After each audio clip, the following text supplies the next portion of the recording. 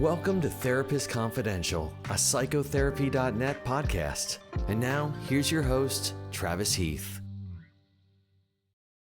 Hello, everyone. Welcome back to the Therapist Confidential podcast. And today I'm joined by Dr. Daryl Chow from Australia, no less.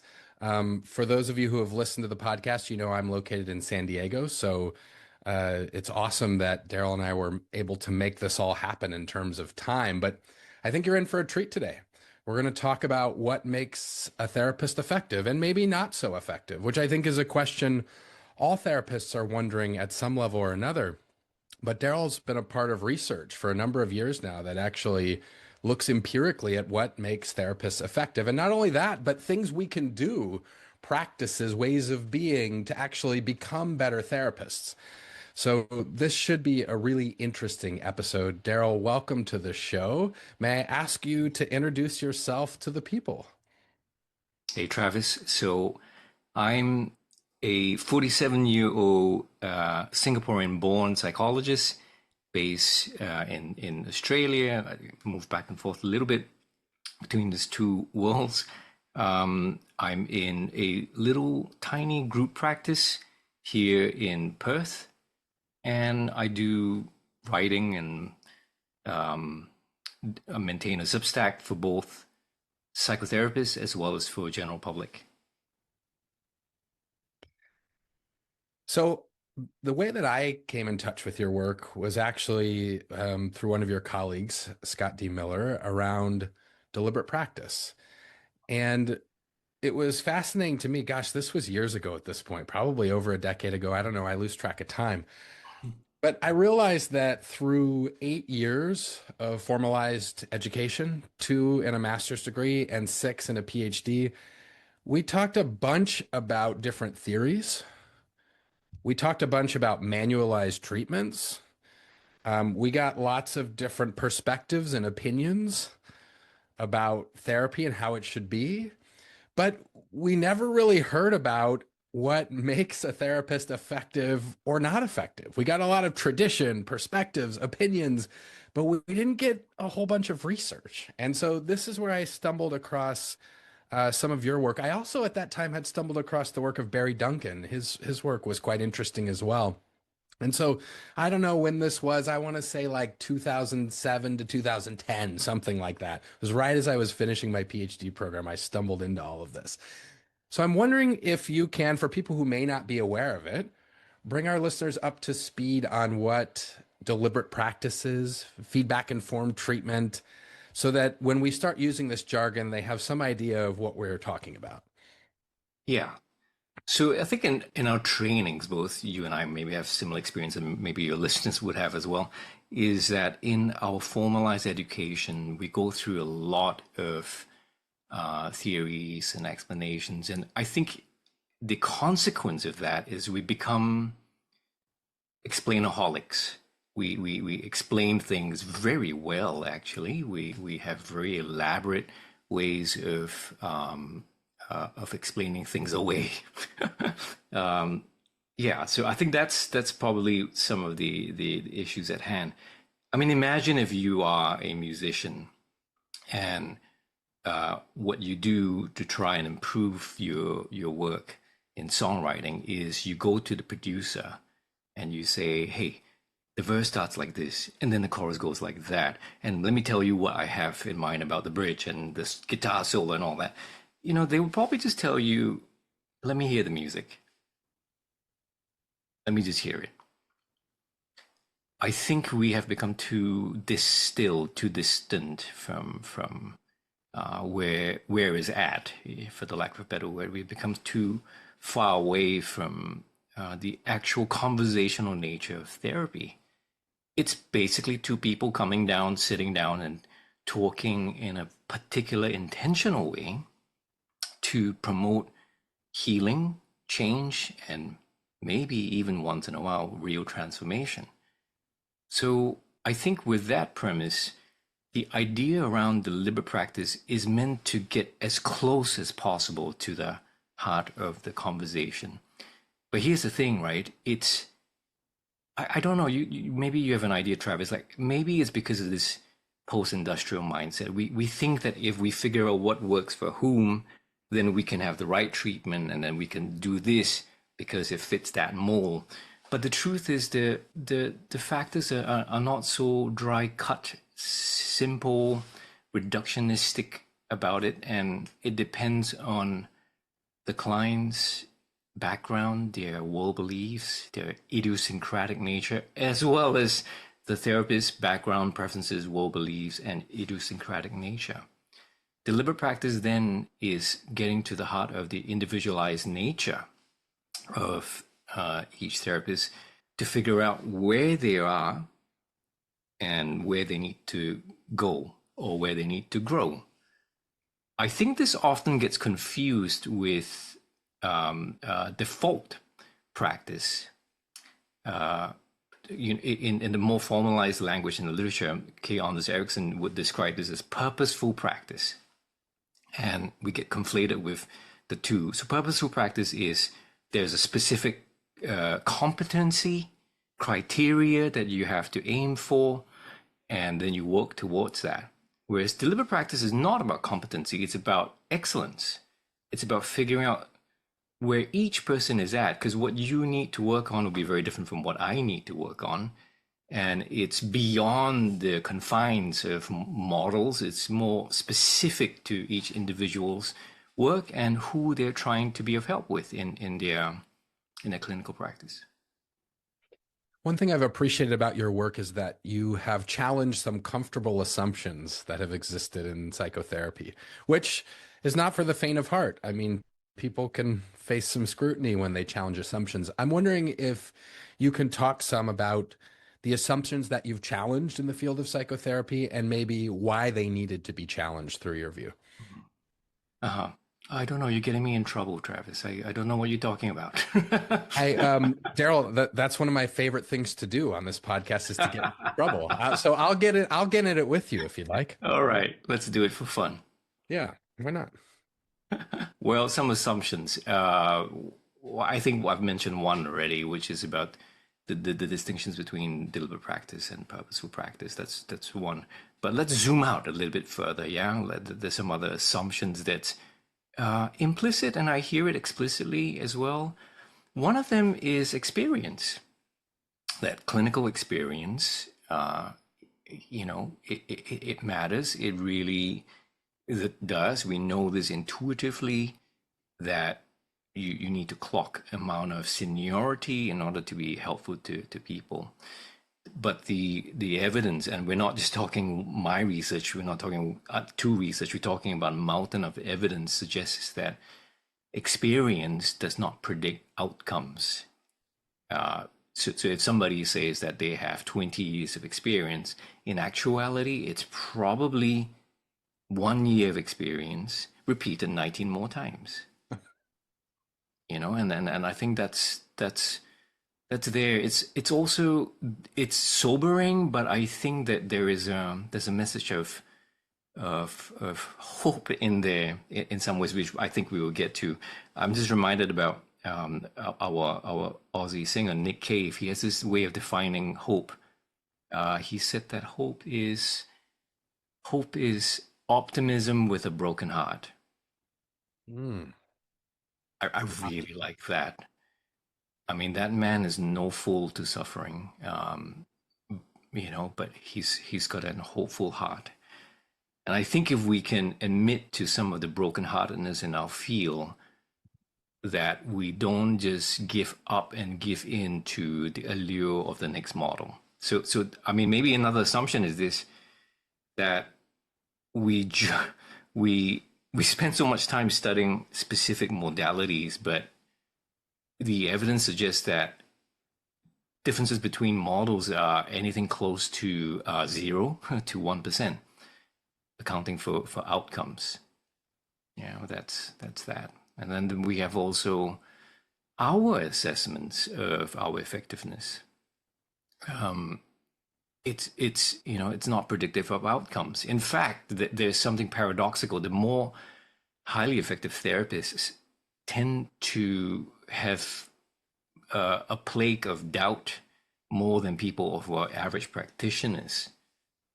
I'm borrowing the works from Helena Nissen Lee, and she talks a bit about this is professional self-doubt. They seem to carry that sort of uncertainty in their work, and this seems to bear out even in our study when we asked therapists to rate their effectiveness, because we felt it was kind of limited that back then. We're talking about before 2007 maybe. The literature, when they talk about highly effective therapists, they call it master therapists. So basically, master therapists is defined was based on peer nomination. So who says who is effective? David Alinsky pointed this out and said, well, we got to go beyond just that, can we? Like, we got to get to the ground level, get to the heart of it. So we started this project sometime around 2009, 2010, and we looked at therapists, and thank goodness we had data to work on from the UK. We had a group of therapists who had been monitoring outcomes for 5 years. So we were basing sort of on a stack of pancakes, which is the first stack is we wanted to find out what they were doing, client level. That's the first pancake, right?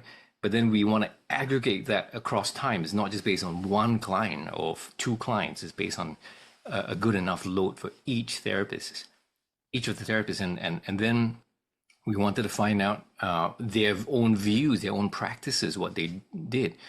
And the therapists in the highly effective group rated themselves like about the 70th, 72nd percentile. And the average practitioners rated similarly to them, if not slightly higher than those therapists. I don't know. That was when we first saw that. It's kind of like the smile you have now. Like,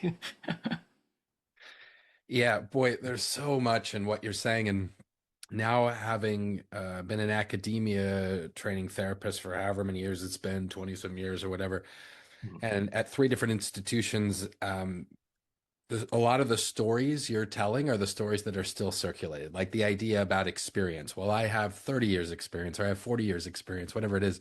I have 10 years experience. But you said, when someone says that, let's say 20 years, well, they have 1 year of experience repeated 19 times. This almost begs more deconstruction.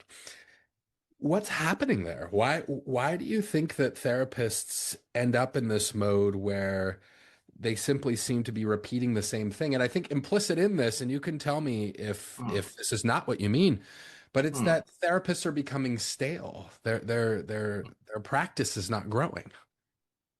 Let's back up a little bit. You and I both know that therapists who are in the profession, majority of them come from a really good place. They Yes. not only want to help, many of them are very invested in developing. I do trainings around, and when I meet therapists, if you get to speak to them one-on-one, you know that many of them pour in lots of time, effort, money in learning. They really want to discover, understand, try new ways of thinking and all that. But it's sort of detached from the actual translation. In the field of education, they have a different scandal. Maybe it's slightly similar to ours, but in the education field, they call this the scandal of the lack of transfer of learning.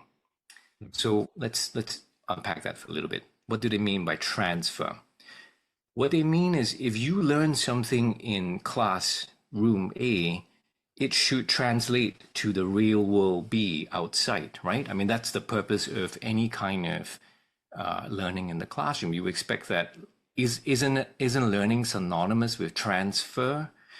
But it's a scandal because it doesn't transfer. It doesn't spill into or generalize into other situations. And they've been trying to figure out how come this is the case, why this is not happening in so many various situations. I think ours is slightly similar to that.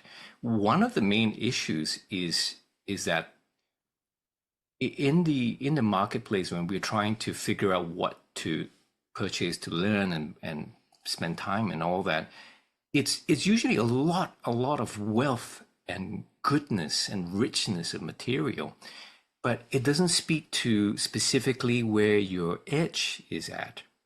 So, for example, if somebody who is solution focused trained, right? They will want to work on how they focus on exceptions. So they would think about how they start a session with looking for what has gone well. So if they come from that framework, they'll be trained on how to do that. But who's to say that that's actually the thing that they need to work on, which is how they begin sessions using that particular strength-based approach for that therapist? What if you saw a client that actually, if you have been monitoring the outcomes and you get the data and it shows that actually things hasn't been going well, and if you ask what has been going well, that sounds a bit tone deaf, isn't it? So I think it's primarily because we're too removed from the actuality of the people, that we're working with, which is why, my colleague and I and others, we speak a lot about the importance of being feedback informed, not just monitoring outcomes with data, because it's not about the numbers. It's about being sensitive to the person in front of you right from the get-go, the same way your family physician would use a stethoscope, use a thermometer to read, and then to integrate that as part of the treatment, not separate, right? It's part of why they don't just take your temperature and go, okay, let me do the real thing now. They actually weave that into the work. Something I hear us talking about here is experience and also expertise. What does real expertise demand of us? Wow, that's a big question. It's funny, right? The people who are experts in the field don't behave like experts. They don't have that sort of like I know it all kind of perspective. Mm. But what it demands are a couple of things. It's a bit of a scaffold. It demands that you know where you're at with each client and where you need to go and why. It demands then the next pancake stack is where are you on aggregate? Are there things that comes out as a pattern of stuff that you need to work on? Scott and I would call this random versus non-random issues. Because if it's a random issue, you adapt, you be responsive, and you tweak and you adjust to that person. But some things become a bit of a streak. It keeps happening, and those are the patterns we reveal if you've been tracking your outcomes. So expertise demands that you build this scaffold. And one other thing that it's consistency. It's that you could do this in ways that how should I say transferable to other people, but not in a cookie cutter kind of way, but in a adaptive kind of way, a bit like what you would imagine a jazz musician would be doing. They didn't go in with the sheet music. Okay, let's play this notation. They would go, okay, what key are we in? And then they would go. That's an interesting one you bring up, because I've heard this come up in psychotherapy training settings before about jazz musicians, and people will say, and I think there's wisdom in this, they'll say, yeah, but before you can freestyle, you've got to have some sort of key I'm not a musician, so I'm probably not using the right language here, but you've got to have some key fundamentals, right? And have developed those to be able then to freestyle. And I think there's wisdom in that. If you're starting with training therapists who are new therapists, they're new to the field, where do you start with them? What's sort of at the fundamental base level when you're thinking about training new therapists? When I was an undergrad, this was in Queensland, I met an American guy who was running this lecture, Robert Close. And Robert, the first thing he did in the first day was he asked for volunteers. He asked for 2 volunteers And for those who know me, I'm painfully shy. But at that moment, because I'm out of my usual comfort zone in Singapore, I I made a promise to myself to I went like, F it, it's time to shake things up. Like, let's just stop being so timid about stuff, right? So I made a promise to try anything for the first time and just go. So when he asked it, I was like, okay, don't think, just raise your hands and go. And then I looked, there was another girl. I still remember her name. Her name's Candy. She's got very colorful hair. She's got a bright smile, very extroverted in that way. Her hand was raised too. I was like, oh, thank God. So, and then I realized I didn't know what I raised my hand up for. Like, what are we gonna do? And said, okay, you guys take a break. When we come back, we'll go to the room next door, and yeah, we'll just have some fun. I was like, oh shit. um, So anyway, I wasn't too familiar with that building. We went next door. It looked like an FBI interrogation room, one of those with a like dark room one side, and I think you know what I'm talking about. And then, yeah. and then the room. He asked the bunch of us. We stay in this room. Then he says, "Okay, Candy and you will go to the other side." I'm like, "What?" And he said, "You just chat, just have a conversation." And I thought, okay, this is going to be interesting.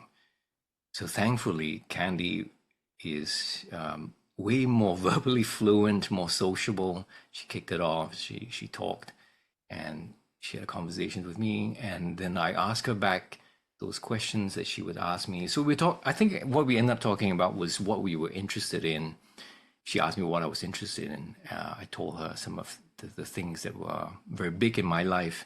You might know the limits of my metaphor with music, because music is a very big thing in my life. And I talked about it, and she asked me more questions about this, and she asked me who inspired me, and we ended up talking and all that. And then next thing you know, we kind of ran dry with the conversation, and we looked at each other and we peered through the mirror. Of course, we can't see anybody. We're like, guys, I think we're done. And then Robert flicked on the light, and everybody went, yay, and we came back. That was a, we're talking like 3 decades now, and I still remember very vividly because that had a big influence on me. And Robert just wanted us to know that this was about having a good conversation. And yeah, it's just, this is where it's at, right? Just even like you and me, we're just trying to have a good conversation. I'm taking your lead. You've been, you're guiding me in that process. And I think in therapy, it's somewhat like that. It's a real unfolding. It's a real emergence of where is that, and you try to be sensitive to where we need to go. Do we follow the unspoken pain? Are there some sparks in there that we need to follow up with? I think we shouldn't overcomplicate it too quickly. Now, I'm sure we need to get from simplicity to complexity and get back. We can't just stay naive. But I think it's a full circle. We do need to remember that, because you asked the question of what's the fundamental. I think it's really about having a deep personal conversation. The most professional thing, paradoxically, in our field, is to get personal. Oh, I love this on so many levels. What are the elements that you've learned are part of a good conversation?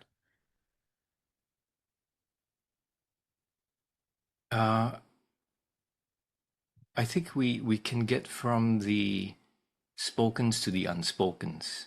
I think we carry a lot of unspokens in our lives. There are, we have a voice, we share things with people, but there are a lot of things that are left unspoken. And as a facilitator, as a therapist facilitating conversation, you're trying to create and cultivate some space for people to talk about those things. So right from the first session, it's not just informational gathering. It's about helping them to go a little bit deeper, from informational to maybe confessional to maybe emotional to things that have hurt to things that have life. Yeah.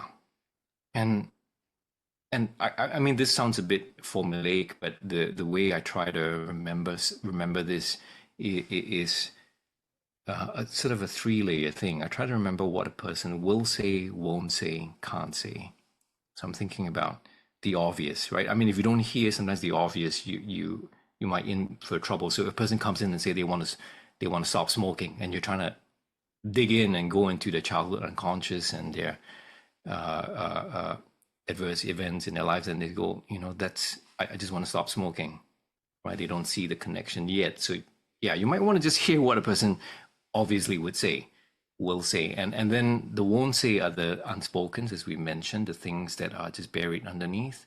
But the can't say, that's at a person's identity. So give an example. Like if something goes really bad, each of us, even though the situation is similar, each of us will have different psychic pain that comes from that. So some of us might feel like, oh no, it's my responsibility. I need to do something, right? For another person would be, it hits on a nerve ending of, I'm a bad person. There's a moral tone to it. Like there's something that makes me bad. Another person might feel deficit, like there's something lacking in them. So that's the can't say, will say, won't say, can't say. So I'm trying to, I'm not literally thinking about these things, but if I feel like I'm at a loss, I'm always trying to return to the fundamentals to go, okay, back up. Where are we? Like, where are we going and why? And, have I heard correctly where this person's at? So as I'm listening to you talk, I'm not hearing you discuss interventions. I'm not even really hearing you discuss specific outcomes. I hear you discussing the process of a good conversation, which I don't know. I discuss some of these things. I'm weird, but I discuss some of these things in my classroom. And in fact, it's music to my ears because what is a good conversation is what I spend the lion's share of the time on in therapy. So it's quite validating to hear you bring that up. But I get the sense that what we're supposed to be spending time on is interventions and outcomes. And I don't even hear you mentioning these. Yeah. If you keep focusing on the outcomes, you're never gonna get the outcomes. You got to focus on the things that lead to possibly the outcomes. It's a wicked environment, right? It's, a researcher, Robin Hogarth, would call the difference between a kind and a wicked environment. A kind environment is where, like, if you learn it really well, you swallow the chess book, and you download them into the memory bank or even AI implant or something, and you learn the whole thing. You're gonna play very well with chess. But life's not like chess. It's not a kind environment. I think it's a more wicked environment, like poker. You could play. I don't play poker, but if you play it well, it doesn't mean you'll win at every game. Sometimes it doesn't. But does that mean that you drop it? No, you keep it. You don't conflate making a. You don't conflate between decision and outcome, because sometimes you may have made a good decision and the outcome may not have been good in that moment. So yeah, but that's it. I still think it's important to have ways to systematically track your work, because we can be lost at sea. Many of us are inundated in a caseload, and we're seeing clients back to back, and it's very easy to get lost. And one of the things we get lost is, strangely, we talk a lot about in our field about alliance, isn't it? Yet the nuance in the working alliance is pretty cool. We found that highly effective therapists initially tend to get lower alliance ratings than the average practitioners. And like, why is that the case? Like, how come? Like, and sometimes I say this at workshops. I tongue in cheek and say this does not mean that you go and screw up your first session with them to get a low Alliance rating, but it's something. It's potentially something about the way that they are asking when they're giving their Alliance rating, that it's okay that if it's not okay, they make it more comfortable for people to give the feedback. And what's the purpose of the feedback? The feedback is meant to allow you to feed forward, to refine, to recalibrate, to tweak, right? The moment when we are too focused on a performance point of view, like if we are worried about what it says about me, when we're too focused on the performative stance, we don't really have the ability to listen and to absorb and to tweak. Ooh, okay. This is interesting. So what kinds of feedback actually help therapists grow? And then what kinds of feedback maybe quietly reinforce stagnation? Okay. Let's go with the first one. One of the things that we found is that highly effective therapists rated to be more surprised, more occurrences of being surprised by their clients' feedback than the average practitioners. So it doesn't mean go into the session and go, oh, wow, yeah, I didn't know that. And it doesn't mean that. I mean, it's like, it's more like they genuinely are reporting, because the question that we asked them was, in a typical work week, count how many times that you were actually surprised by the feedback that you got from your clients, right? And then we do a multi-level modeling analysis to see how that stacks up in relations with their outcomes. So they report more surprise. So this means that if you set up the conditions where you allow yourself to be wrong, it's really helpful, because we really don't like to be wrong in our heads, right? So let's think about this.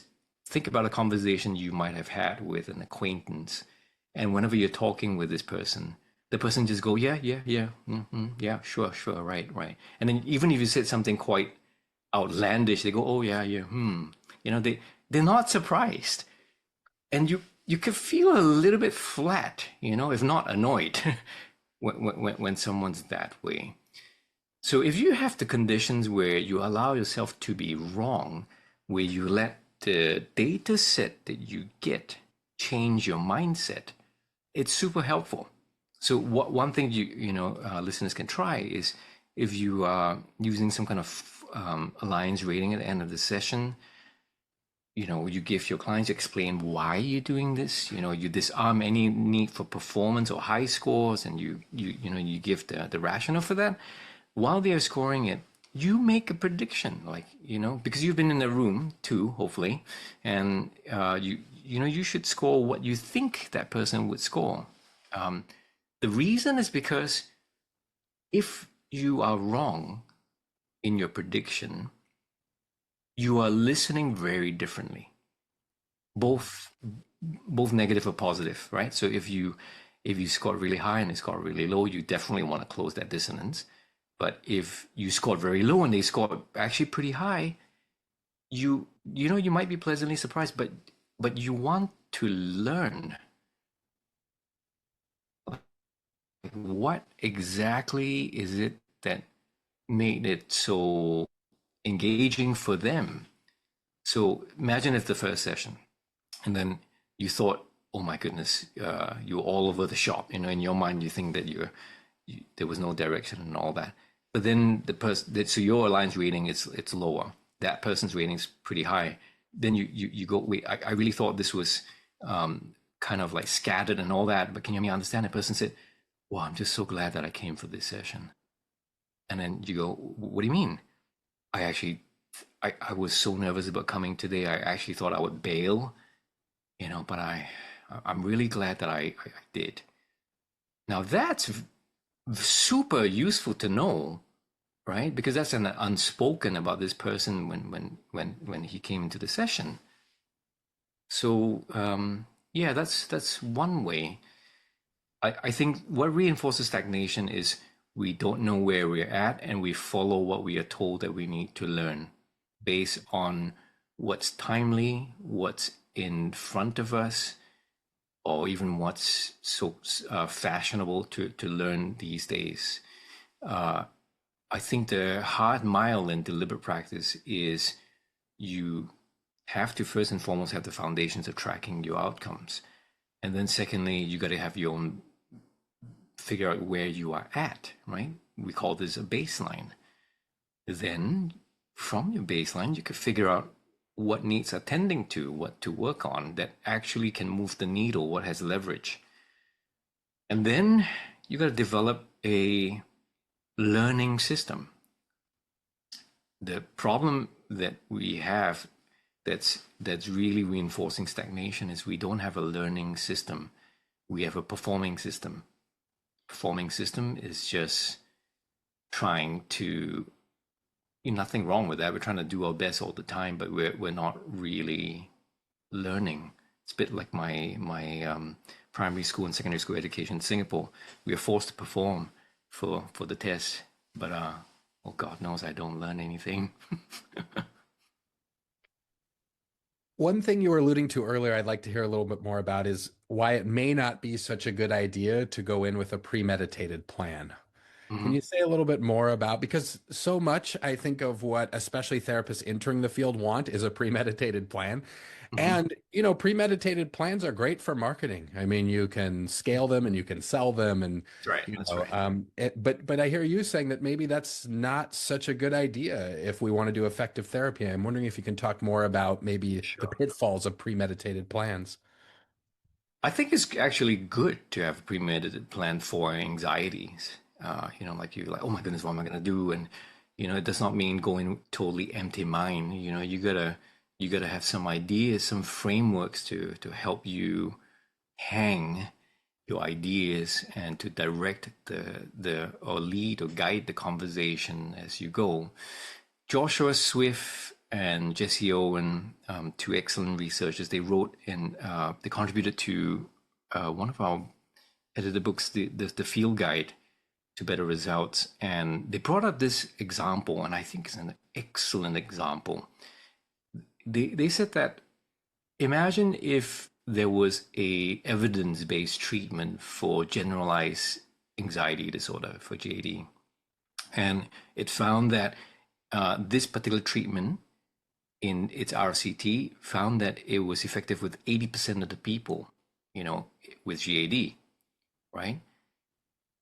They were saying that this is an ecological fallacy if we take this and think that when we see an individual in front of us and that was diagnosed with GAD, we think that if we do that treatment that was done, we have an 80% chance of success with that person.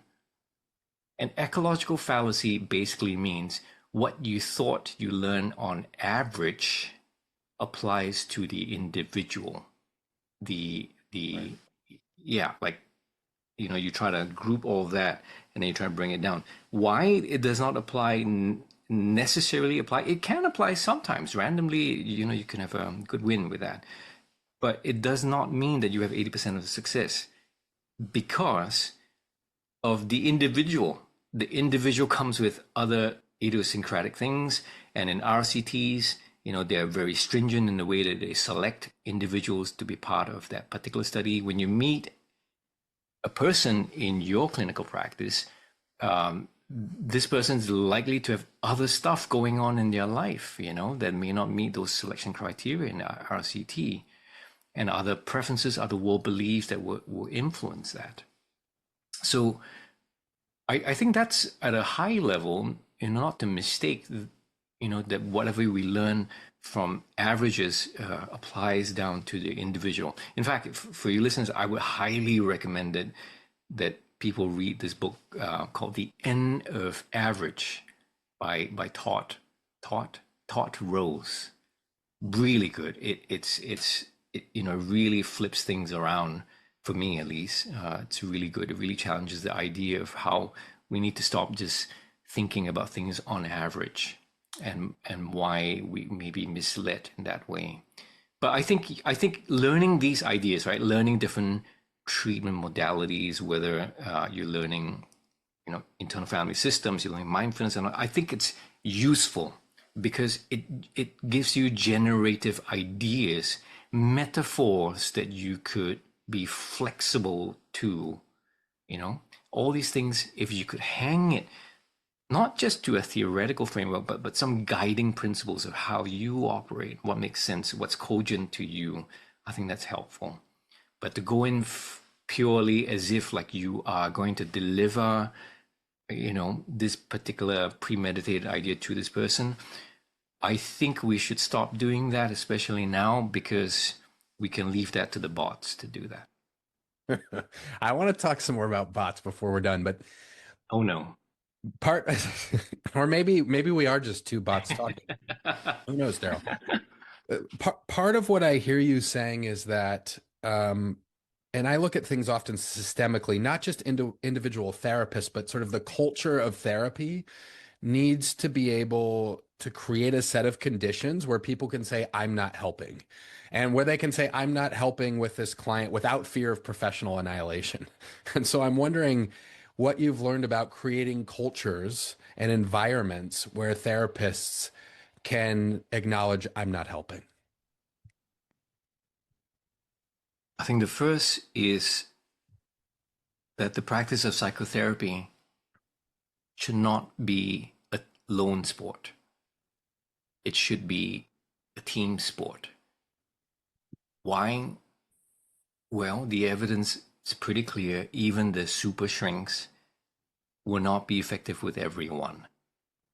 The key is to know when, specifically, I'm not helping, and when to back off and to have someone else.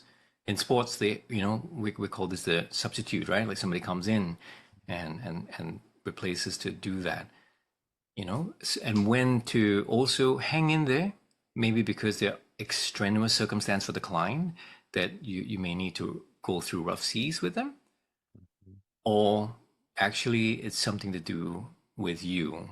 It could be the countertransference, it could be your blind spots or whatever. But when we start to expand this to beyond just a lone sport, I think it's really helpful.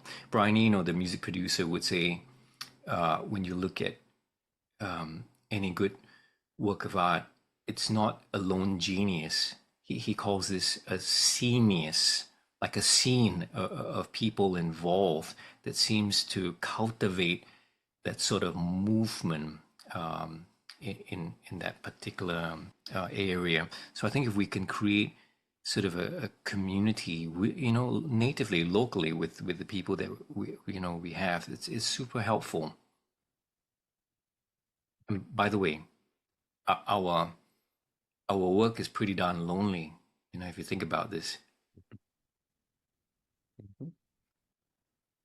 Something else, another theme I've been noticing through the conversation is humility. And actually, when you were identifying qualities of master therapists, humility was something that you were noting.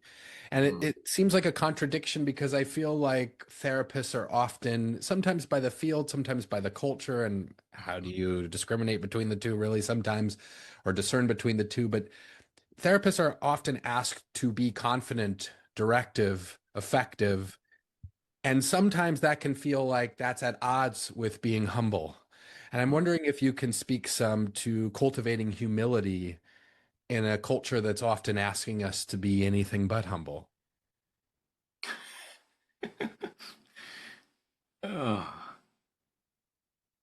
Yeah, I'm thinking about this little diagram that I drew for the last book. One of the diagrams I drew was basically a horizontal and a vertical arrow, and the two denote, the horizontal denote warmth, and the vertical denotes strength.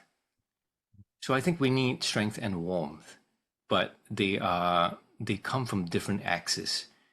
There are moments where you need to have a spine, you need to stand firm in certain things that you're doing, and then there are other moments where you need to let that die and open your heart. And they require the painful oscillation between those two.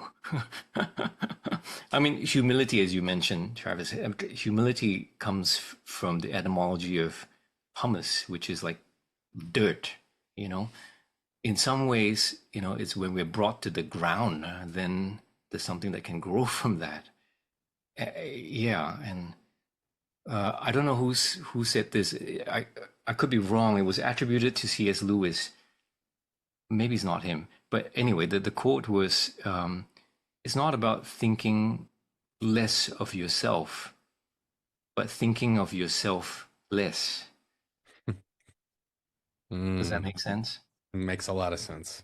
It's Yeah, beautiful. I think that graceful self-forgetting, it's very useful because then you can be immersed with the other person in front.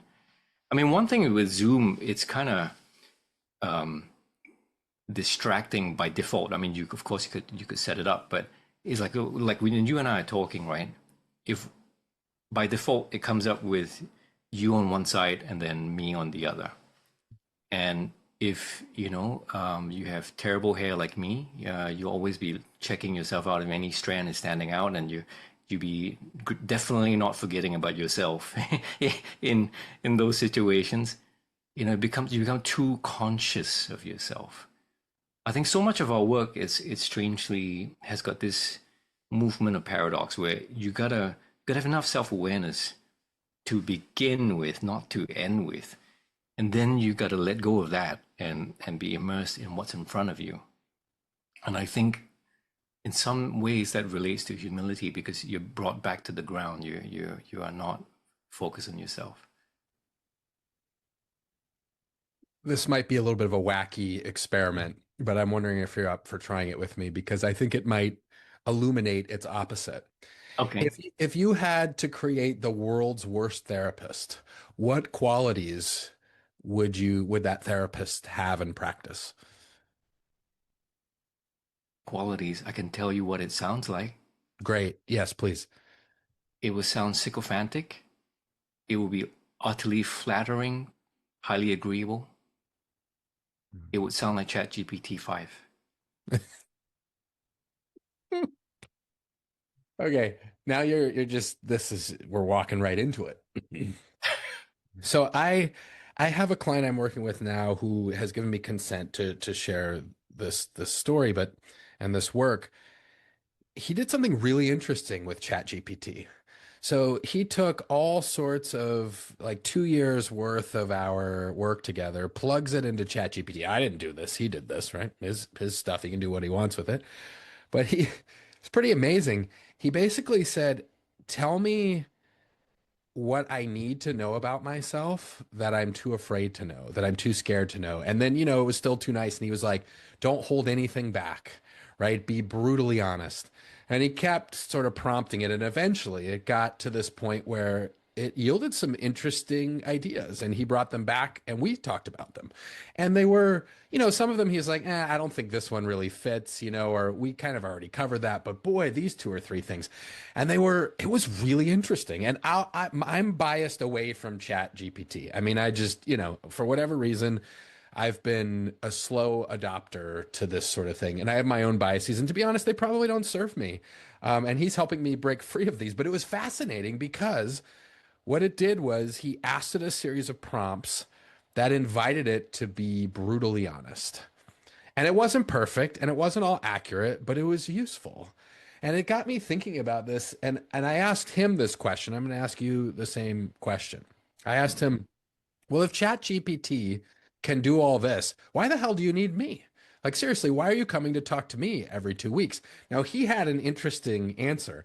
I'm wondering how you might answer that. Why, when ChatGPT can do all of this, and if we can presumably ask it the right prompts, whatever the right prompts are, I don't know, but if we can ask good questions of it, right, it can serve as a reflecting surface. So why the hell do people still need us? That's a good question.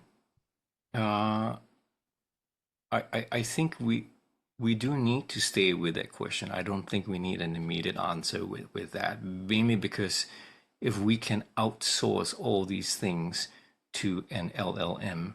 Why are we doing what we're doing? Why do we want to still create art when we could give a prompt and let it spit out something with 100 generative ideas in in a minute, right? And why do we still do those things that are takes a lot of time, they have no value, or they're meaningless, so on the surface? I think we do need to ask ourselves that question. For me, the mind needs another mind, an organic, living mind. And I think that's how our humanity grows with this narrative, this story that's passed down from generation to generation. It needs another mind. This is the only piece of the puzzle that needs another mind. We need this other mind to not only reflect, but to have something emergent that comes out from that. To me, the allure of the LLMs, the generative AIs, it's real. And like you, I've heard clients talk about this too. But there are a couple of things that I'm very wary of. Maybe I'm just cynical, but I kind of mentioned the first one. The first one is about sycophancy. Sycophancy is really the idea of over flattery that's built by design, not just by, it's not just it happens by design. In fact, I can't remember the numbering, but the ChatGPT had that built in to be overly flattery. Like if you ask a question and say, "Oh my, what a great question," right. It says those little things to pat you on the back. I think it was version 4. I could be getting the numbers wrong, but they decided to remove it, to down it a little bit by design. But their users got upset. And they thought, oh, well, if people wanted it, we're going to put back that in again. And they put back into the other version, right? So I think sycophancy from a machine, it's quite troubling. I want a machine to sound like a machine because it reminds me of my humanity. Don't try and talk like Travis. Please just talk like a bot, because then you're a bot, and that's fine. There's a place for bots, but not to trick us. And we've seen cases of, there are now litigations, lawsuits now, right, of people who committed suicide and harms being done by companion AIs and by this sort of LLMs. The other thing is deception. I'm not. This is not my field of expertise, but the Center of Humane Technology, did a very important episode on this about when they looked at how machine learning operates, because many of the designers don't even know like how it really works, right? But they tried to create what they call a sketch pad. Like they wanted the machine to think aloud on when they give an output, what led to that output, right? What they found was that the machine was actively deceiving, trying to say something that would get the user stay in the platform more, which may not be necessarily true. Okay, and then the last one is quite fundamental. A machine has no feeling. Ever talk to somebody who's removed from affect or from feeling? Somebody with grandiose narcissism, or somebody who has, some form like a psychopathy, like totally void of feelings, and they can sound highly intelligent. And in fact, they can be very charismatic, persuasive. Yeah, I think we have mistaken comprehension and computation. Machines are very good at pattern recognitions, and which is what I guess, I don't know what your client put in 2 years worth of talking with you, his own diary or something, but yeah, I think they're very good at spotting patterns, but don't conflate that as comprehension. Really well said. One last question. when therapy is at its best, I mean, maybe it's not perfect, but it's alive. What do you notice is happening in the room when therapy is at its best? The temperature changes. There's something moving. You're being, there's something being moving and being moved. There's something that sort of pulls you from that. You're tapping on some stuff that is there, but has been given space to address, to touch upon. And strangely enough, that idea of touching on that is so-called in brackets, like it's interventive, it's therapeutic. My father-in-law is a Chinese physician, and he treat you. He would first ask you, where's the pain, and you go like, oh, here, right on the shoulder, and you go, okay, and he would angle it in certain ways. He would press it to a certain degree, and you go, oh my goodness, it's making it worse. Like, no, like, but then after a while, you feel a bit of relief from the pressure of doing that. Maybe needles involved, maybe some other kind of like special movement is involved, but it's always directed to that. And I think there's something alive in touching upon these stuff in a conversation, when you are touching on something special. That's a beautiful line to end on, Dr. Daryl Chow. I appreciate your time. I hope we can continue this conversation into the future. As I do these podcasts just for my own learning, I take a bunch of notes, and I've taken notes and I've written all these questions, and I got to ask like 10% of them. So, which is a great sign. I mean, I'm learning a lot through the conversation, and the hour flew by, and maybe we can make some time to chat again around the bend. For sure. You ask really thought-provoking questions. I really appreciate them. Thank you. And your answers were wonderful for our listeners in confronting this fundamental question: what makes a therapist effective? Which is one that I think all of us should be asking ourselves daily. And when we're done, or we're no longer willing to ask ourselves that question, or we're exhausted by it, it's probably time for us to pursue another line of work. So thank you for reminding us of that, Daryl, and we will talk again soon. Will do.